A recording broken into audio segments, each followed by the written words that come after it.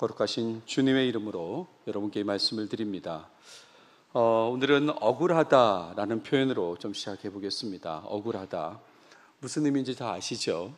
아무 잘못 없이 꾸중을 듣거나 벌을 받아서 분하고 답답하다는 그런 의미에서 억울하다라는 표현을 쓰지요. 살다 보면 가끔 이런 억울한 일이 삶 속에 나타날 때가 있습니다. 하지도 않은 일을 했다고 그렇게 비난을 받을 때가 있고, 또 거꾸로 했는데 하지 않았다고 또 비난을 받을 때도 있습니다. 대부분 사실관계를 분명히 알지 못할 때 억울한 상황이 발생하는 것 같습니다.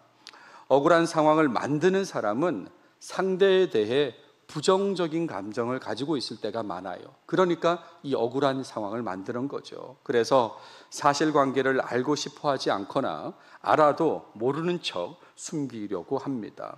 때로는 사실을 왜곡해서 고의로 상대를 억울하게 만들기도 합니다. 억울한 일을 당하는 사람 입장에서 그 상황은 예상치 못한 순간에 불쑥 찾아온 느낌을 주죠. 생각지도 못했는데 이런 상황이 닥쳤다, 이런 느낌입니다. 그래서 제대로 대응하지 못할 때가 많아요. 어떤 대응도 다 부정적으로 비춰질 때가 있습니다. 해명할수록 더 깊은 수렁으로 들어가기도 하지요. 나중에 시간이 흘러서 억울함이 밝혀져도 책임지는 사람은 없습니다. 그때 그 억울함을 주었던 사람들, 그 얘기를 했던 사람들 아무도 책임지지 않죠. 제가 미국에서 공부할 때 유학생 공동체 사이에서 소문이 난 것이 있었습니다. 저는 나중에 그 소문을 듣게 되었습니다. 왜냐하면 나와 관련된 이야기니까요. 어떤 이야기냐면 유학생들은 학교 안에서만 일을 해야 합니다. 그것도 20시간, 주당 20시간 이하로 학교 안에서만 일할 수 있습니다. 근데 한국 사람들은 뭐 밖에서 일해도 돼 라고 하면서 학생도 또 학생 가족도 밖에서 일을 하고 돈을 벌게 됩니다. 근데 어느 날 정부 당국에서 이렇게 조사가 나온 것 같습니다. 단속이 나온 거죠. 그러니까 그거와 관련해서 누군가 신고를 했기 때문에 이런 일이 벌어졌다라고 대책회의가 벌어진 거고, 그때 제가 지목이 되었다는 것입니다. 저 사람은 일을 안 하니까 저 사람이 신고한 게 아니냐라고 그렇게 저를 지목했다는 거죠. 시간이 한참 흐른 다음에 저한테 누가 그 얘기를 해주었습니다. 얼마나 억울합니까? 아무 말도 안 했는데 제가 신고해가지고 그런 일이 생겼다고 하니까 억울하죠. 나중에 아닌 게 밝혀져도 그런 얘기를 했던 사람 중에 누구도 책임지지 않습니다. 성경 속에도 억울함을 느낄 수 있는 그런 내용이 있지요. 그 중에 대표적인 것이 여러분 잘 아시는 예수님의 십자가입니다. 예수님은 죄가 없으십니다. 그럼에도 불구하고요, 그분은 하나님이십니다. 예수님이 곧 본질상 동일한 하나님이시다, 이런 말입니다. 그런데 신성모독을 했다고 죽임을 당했지 않습니까? 그분이 하나님이신데 하나님을 모독했다고 죽임을 당했다, 이런 말이에요. 얼마나 억울합니까? 사람들이 이렇게 말하죠. 그들은 소리질러 이르되 그를 십자가에 못 박게 하소서, 십자가에 못 박게 하소서 하는지라. 이 요청에 못 이겨서 결국 빌라도가 예수님을 십자가형에 내어주지 않습니까? 얼마나 억울합니까? 오늘 본문에도 억울한 상황에 놓인 요셉과 관련된 내용이 등장합니다. 요셉 입장에서 상대에게 해를 끼친 것이 없음에도 불구하고 감옥에 들어가는 그런 불이익을 당하게 됩니다. 이런 억울한 상황에서 하나님께서 요셉을 위해서 어떻게 하셨는지 그 부분에 주목하면서 오늘 말씀을 나누고자 합니다. 오늘 봉독해 주신 본문 앞뒤로 해서 11절부터 23절까지 본문을 다루도록 하겠습니다.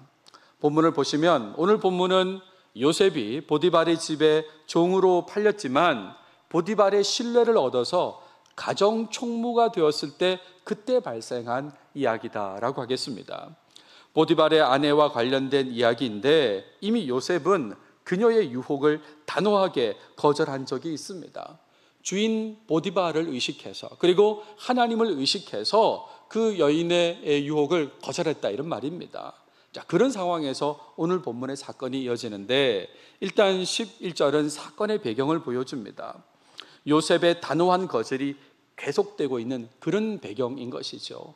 우리 성경 본문에는 그러할 때에 라고 짧게 되어 있습니다. 그러할 때에, 이 말은 10절의 내용이 이어지는 거죠.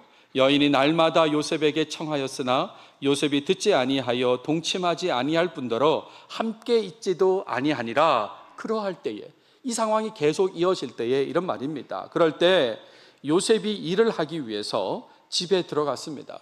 일을 위해서 집에 들어갔습니다. 그랬을 때 집 안에 다른 종들이 없었다 그랬어요. 본문에 보시면 요셉이 그의 일을 하러 그 집에 들어갔더니 그 집 사람들은 하나도 거기에 없었더라 라고 하는 이런 우연이 발생한 것입니다. 이게 배경입니다. 이런 상황에서 사건의 내용이 12절에 있습니다. 보디발 아내가 요구한 거죠. 요셉의 옷을 잡고 동침을 요구했습니다. 이때도 요셉은 거절해요. 강력한 거절을 표현합니다. 어떻게 표현하냐면 자신의 옷, 즉 보디발의 아내가 잡은 그 옷을 그녀의 손에 버려두고 도망했다라고 했습니다. 아마 이 상황을 여러분들 잘 알고 계실 것이고 머릿속으로 상상하시는 분도 있을 텐데, 여러분 그 당시에 요셉의 옷은 어떤 옷이었을까요? 여러분들이 이 장면을 영화로 만든다면 어떻게 표현하시겠습니까? 보디발의 아내가 요셉의 옷을 잡고 그리고 그걸 뿌리치면서 요셉이 옷을 버려두고 갈 때 그 장면을 어떻게 표현하겠습니까? 여러분 오늘 잘 오셨습니다. 제가 이 부분을 명확하게 좀 설명을 해드리겠습니다. 제가 가지고 있는 책 중에 이런 책이 있어요. 중근동의 눈으로 읽는 성경이라는 책입니다. 재미있게 읽었습니다. 구약과 관련된 책이 한 권 있고 신약과 관련된 책이 있는데 이건 구약과 관련된 책입니다. 근동의 눈으로 성경을 읽어보자라는 거예요. 그 중에 한 꼭지가 이 요셉 이 부분을 다루고 있는데 거기에 있는 내용을 그대로 제가 가져와 보겠습니다. 이렇게 되어 있어요. 당시 남성들의 의복은 쉔디트인 거죠. 허리에 천 하나를 걸치고 있는 게 전부였다는 겁니다. 허리에 천 하나 걸치고 있는 게 전부. 그러니까 이런 모습이다 이거죠. 여러분 잘 아실 거예요. 당시 이집트에서 일하는 사람들의 모습, 남성들의 의복은 이런 모습이었다 이런 말입니다. 근데 거기에 하나 더 있습니다. 추가된 표현이 있는데 그게 뭐냐면 당시는 속옷을 입는 문화가 생기기 전이었다라는 것이에요. 그러니까 대충 이해가 되시죠? 다시 돌아와서요. 자신의 옷을, 보디발의 아내가 잡은 그 옷을 그녀의 손에 버려두고 도망했다라는 말은 무슨 말입니까? 요셉이 알몸으로 도망했다 이런 말입니다. 그 옷 하나 버려두고 도망했다는 말은 완전히 벗은 채로 알몸으로 도망했다 그런 얘기죠. 여기서 이제 문제가 더 불거지게 되는 것입니다. 14절부터 18절에 보시면 보디발 아내의 반응이 나옵니다. 사실을 왜곡해서 고의로 요셉을 나쁜 사람으로 표현하는 거죠. 알몸으로 도망간 그 사람을 향해서 고의로 나쁜 사람으로 몰아간다 이런 말입니다. 일단 우리가 알고 있는 객관적인 사실은 뭐예요? 누가 봐도 이거는 사실이라고 하는 건 두 가지입니다. 요셉과 그녀가 만났죠. 이건 사실입니다. 요셉과 보디발의 아내가 만난 건 맞습니다. 두 번째는 요셉의 옷이 이 그녀의 손에 있는 것도 사실입니다. 그런데 이런 사실들을 자신에게 유리하게 바꾸어서 그 여인은 자기에게 유리하게 바꿨습니다. 바꿔 말하면 요셉에게는 불리하게 바꾸어서 사람들에게 말하는 것이죠. 일단 집에 종들을 불러서 그들에게 말합니다. 길게 말해요. 보라, 주인이 히브리 사람을 우리에게 데려다가, 이렇게 시작합니다. 보라라는 말은 아마 요셉의 옷을 흔들면서 얘기했을 것 같습니다. 보라, 이거 봐라 라고 하면서 주인이 히브리 사람을 우리에게, 히브리 사람이라고 굳이 표현했습니다. 요셉이 가정총무가 이렇게 표현하지 않고 히브리 사람이라고 표현한 것은 민족적인 어떤 편견에 호소하는 것이죠. 이 외부에서 온 사람, 저 사람이라는 그런 뜻입니다. 민족적 편견에 호소하면서 우리에게 데려다가 우리를 희롱하게 하는도다라고 했습니다. 나를 희롱했다고 하지 않고 우리를 희롱했다고 그렇게 얘기하지요. 즉 종들의 어려움과 자신의 어려움을 동일시합니다. 갑자기 승진한 요셉을 보면서 불편함, 어려운 마음을 느끼는 사람들이 많았을 거예요. 그런 종들의 어려움, 그리고 자신이 겪은 어려움을 동일시하면서 우리 한 편이야, 쟤 나쁘게 봐야 돼 라고 하면서 같은 편을 모으는 그런 표현을 쓰는 거죠. 우리에게 데려다가 우리를 희롱하게 하는도다. 그러면서 이어지는 내용을 보세요. 그가 나와 동침하고자 내게로 들어오므로 내가 크게 소리 질렀더니 그가 나의 소리 질러 부름을 듣고 라고 했습니다. 완전히 거짓말이잖아요.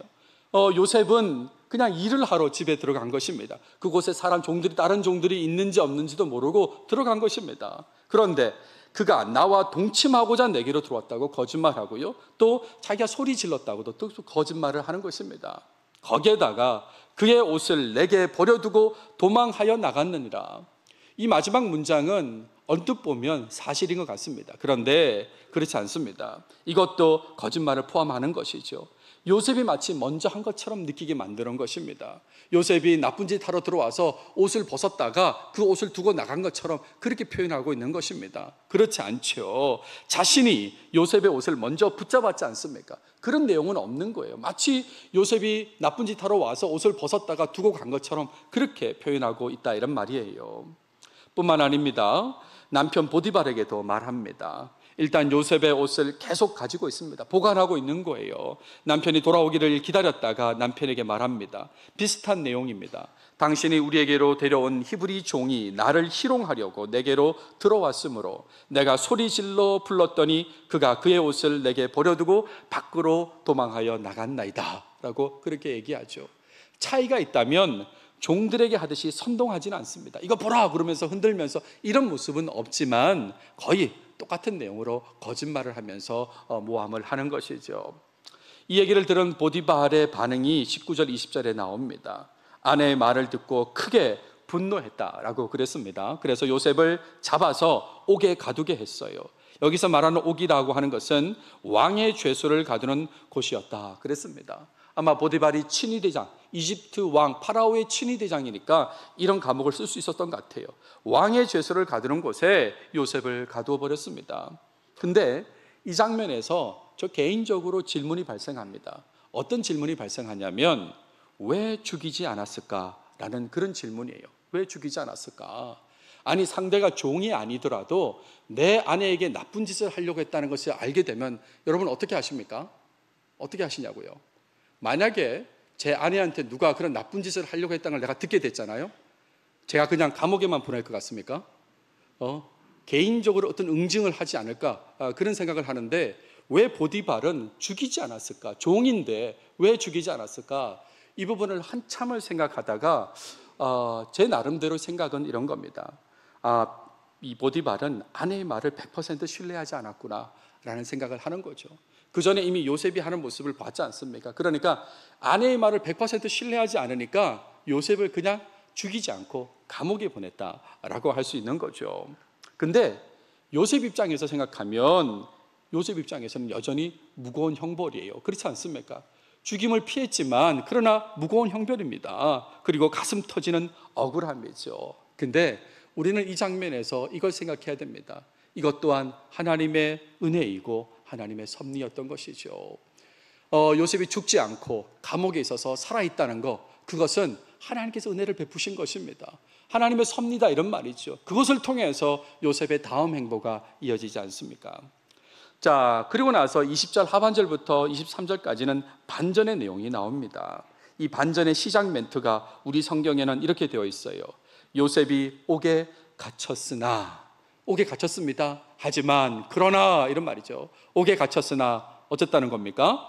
하나님께서 요셉과 함께 하셨다 그랬습니다. 하나님께서 요셉과 함께 하셨다. 그리고 그에게 인자를 더했다. 사랑을 베푸셨다. 그렇게 얘기했습니다. 그러니까 감옥에서 형통하지 않아야 될 요셉입니다. 감옥에 들어갔던 것 자체가 형통하지 않아야 되는데 그런 요셉의 일이 형통하게 진행되는 거예요.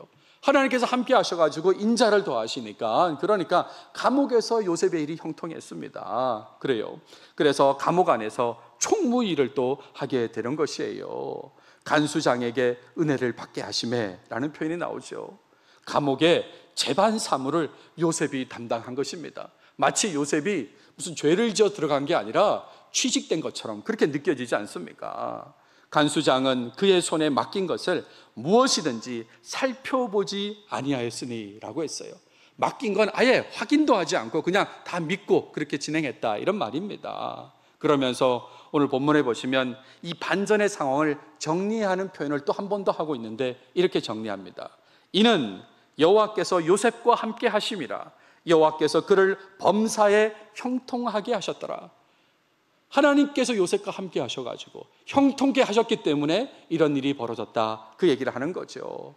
억울함 속에 계속 머물지 않도록 하나님께서 일방적으로 요셉에게 사랑과 은혜를 베풀어 주셨다. 그 얘기로 오늘 본문이 마무리되고 있습니다. 자, 여기까지 오늘 본문인데, 오늘 본문은 요셉이 어려움을 겪는 내용, 그리고 그 어려움의 상황이 바뀌는 내용, 이렇게 두 가지로 구성되어 있습니다. 이번에 겪은 이 어려움은 이전하고는 다르지요. 형들을 통해서 겪은 어려움하고는 다릅니다.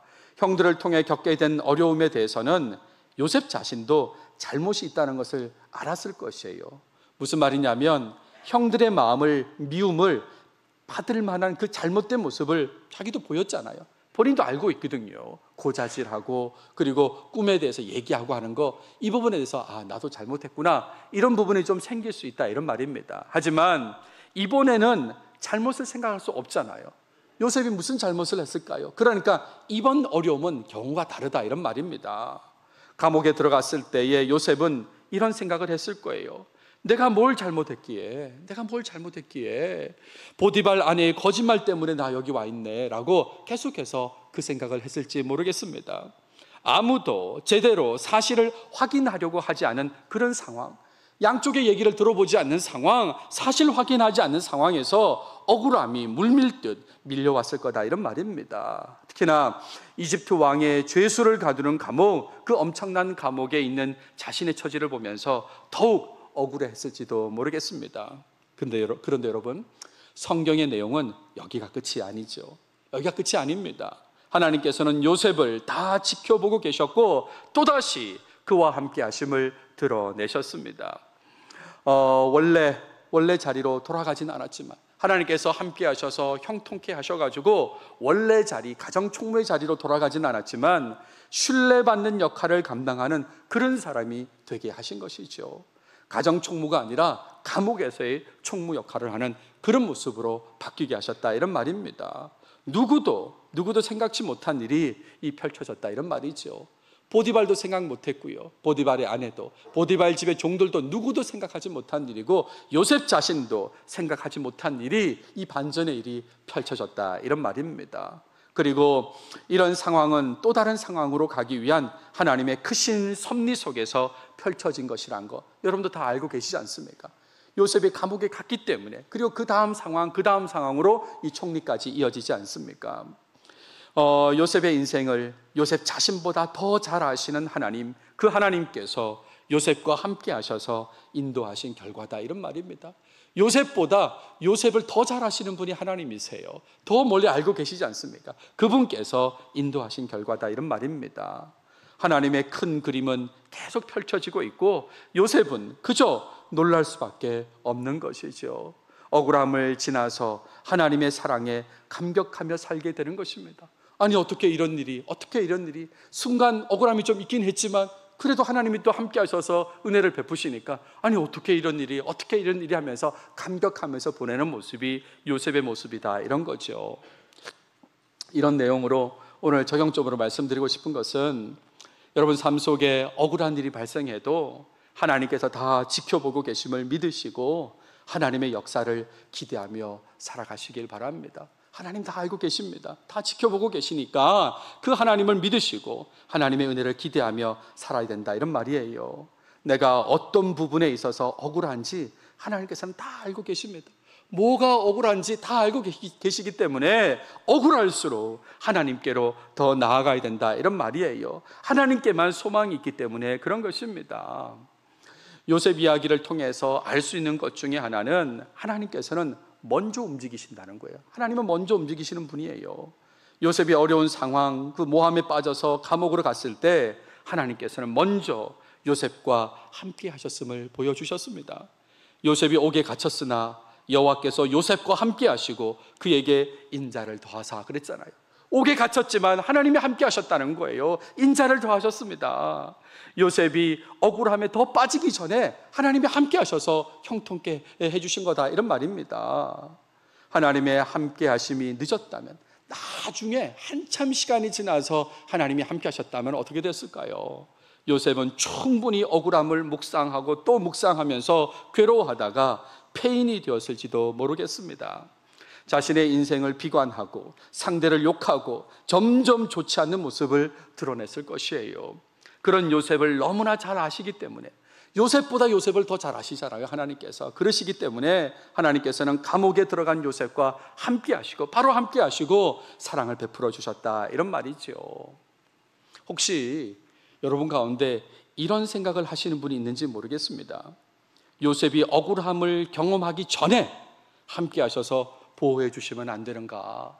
보디발 아내와 관련된 이 사건이 벌어지기 전에 그때 보호해 주시면 안 되는가? 혹시 그런 생각 하십니까? 어려움을 겪은 상태에서 도와주지 마시고, 어려움이 펼쳐졌어요, 이런 상태에서 도와주지 마시고 어려움 자체를 겪지 않도록 해주시면 안 되는가? 혹시 그런 생각 하시는 분이 있는지 모르겠습니다. 충분히 그런 생각 하실 수도 있지요. 어려움이 크면 클수록 더 그렇게 생각할 수도 있을 것입니다. 그런데 여러분, 이렇게도 한번 생각해 보십시오. 우리 삶에 어려움이 없는 상태가 정말 우리에게 좋은 것일까요? 어려움이 없는 게 정말 우리한테 좋은 것일까? 그것도 한번 생각해 보세요. 축구 경기 한번 생각해 보십시오. 여러분들이 축구 선수이거나 응원하는 사람이라고 한번 생각해 보십시오. 아니, 축구 선수라고 한번 생각해 보십시오. 국가대표입니다. 어려운 상대를 만났습니다. 특히나 한일전 이런 거 생각하시면 좋겠습니다. 다른 어떤 팀하고는 비교할 수 없죠. 이겨야 되지 않습니까? 국민적인 어떤 지탄을 받지 않기 위해서는 이겨야 되는. 근데 상대가 너무 어려워요. 힘들어. 그렇다고 해서 그 상대 선수가 없어지면 좋겠습니까? 어떻습니까? 축구 선수에게 상대가 사라지는 것, 상대가 없는 것이 가장 좋은 것일까요? 당장은 어려우니까 없는 게 더 낫다고 생각할지 모르지만 가장 좋은 것은 상대가 있지만 상대를 이기는 것입니다. 그런 거죠. 그러니까 이런 부분을 가지고 좀 생각하시면 좋겠어요. 모든 것의 주관자는 하나님이시라는 것을 인정하셔야 됩니다. 모든 것의 주관자는 하나님이십니다. 내가 내 삶의 주인공인 것처럼 그렇게 생각하면 곤란합니다. 본인이 본인 삶의 주인인 것처럼 생각하면 하나님은 내 삶을 평안하게 해주시는 분, 그런 정도로 생각하는 거죠. 그렇게 하시면 안 되는 겁니다. 마치 알라딘 그 램프 있잖아요. 거기 요정처럼 어려울 때 쓱 문질러가지고 나 좀 도와줘 그러면 도와주고, 그런 것처럼 하나님을 이용하면 안 된다, 이런 말입니다. 내 삶의 주인은 하나님이시고 하나님께서 모든 것을 주관하시는 것입니다. 하나님께서는 그분의 크신 뜻, 크신 계획 속에서 내 삶을 성실하게 지금도 인도하고 계시는 거죠. 그 뜻을 우리는 정확히 알 수는 없지만 나에게 가장 좋은 길로 인도하시는 것입니다. 하나님의 그 크신 뜻은 나에게 가장 좋은 길로 인도하시는 걸로 펼쳐진다, 이런 말이지요. 그래서 하나님 편에서는 필요하다고 판단하셔서 우리에게 어려움도 겪게 하신다, 이런 말입니다. 우리한테 필요하다고 판단하셔서 어려움도 주시는 거예요. 그런데 하나님께서는 하나님의 주권 속에서 우리를 늘 살펴보고 계십니다. 모든 걸 주관하시는 하나님께서 우리를 늘 지켜보고 계신다, 이런 말이에요. 그리고 어려운 일, 억울한 일을 당했을 때에 먼저 함께 하심을 보여주십니다. 그러니까 이 사실을 굳게 믿으시고 하나님만 바라보면서 억울함 속에서도 평안히 살아가시는 여러분 모두가 되시길 바랍니다. 억울함에도 불구하고 하나님이 함께 하시니까, 하나님 다 보고 계시고 알고 계시니까 형통케 하실 거니까 억울해도 평안한 삶을 살아가셔야 된다, 이런 말이죠. 형통케 하시는 그 역사를 기대하시면서 어떻게 형통케 하실까, 어떻게 바꾸실까, 그걸 기대하면서 살아가셔야 된다, 이런 말입니다. 안타까운 것은 하나님께서는 이미 다 알고 나의 억울함을 아시고 함께하고 계신데 그것을 알지 못하는 거예요. 내가 지금 억울한 일을 당했습니다. 하나님 다 아세요. 그리고 이미 함께하고 계세요. 그럼에도 불구하고 그것을 알아차리지 못한다는 거예요. 당사자는 얼마나 안타깝습니까? 억울함에 빠져가지고 주위 사람들에 대한 부정적인 생각으로만 가득 찬 삶, 그런 삶을 산다면 하나님께서 형통케 하심을 경험할 수 없는 거죠. 하나님이 함께 하셔가지고 형통케 해주시려고 하는데 그걸 자꾸 몰라요. 하나님이 함께 하심을 모르고 그냥 자기 억울함에만 빠져가지고 계속 있으면 형통케 하심을 경험할 수 없다, 이런 말입니다. 더 안타까운 게 있습니다. 그건 뭐냐면 시간이 한참 지났음에도 불구하고 옛날 그 억울함에서 빠져나오지 못하는 모습이에요. 이미 그때도 하나님이 함께 하셨고 도와주시려고 했는데 그걸 알아차리지 못해서 못 도와주셨거든요. 그런데 시간이 한참 지났는데도 계속 그 억울함에 빠져 있는 거예요. 그래서 막 부글부글 끓고 하는 그런 모습이 있다면 정말 그건 안타까운 모습입니다. 여러분 꼭 기억하세요. 하나님께서는 나에 대해서 너무나 잘 알고 계십니다. 하나님은 나보다 나를 더 잘 아시는 분이다, 이런 말이에요. 이사야 선지자는 하나님에 대해서 이렇게 표현했습니다. 하나님, 주 여호와라고 표현하죠. 하나님은 주인이시다, 이런 말이에요. 그 다음 내용을 보세요. 그의 백성의 억울함을 풀어주시는 하나님이라고 그랬습니다. 하나님이 우리를 얼마나 잘 아십니까? 그러니까 주인이신 하나님이라고만 표현하지 않고 그의 백성의 억울함을 풀어주시는 하나님이라고 그렇게 소개하거든요.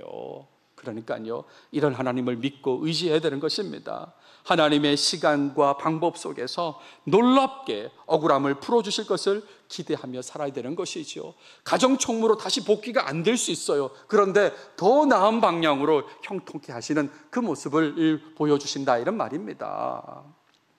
억울함을 느낄수록 삶 속에서 하나님의 함께 하심을 더 많이 찾으시기 바랍니다.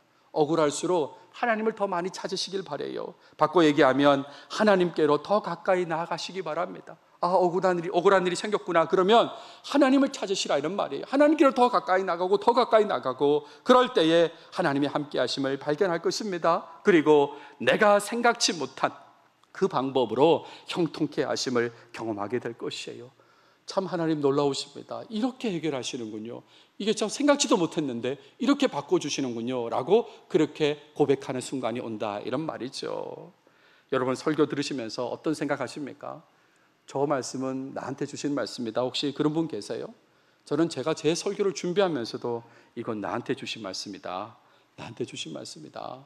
창세기를 통해서 여러 말씀들을 저한테 주셨지만 특히나 이 본문을 통해서 억울함이 많다고 생각한 나한테 하나님께서 이렇게 생각하라고 저한테 주신 말씀이라는 것을 계속해서 느끼면서 설교를 준비했습니다.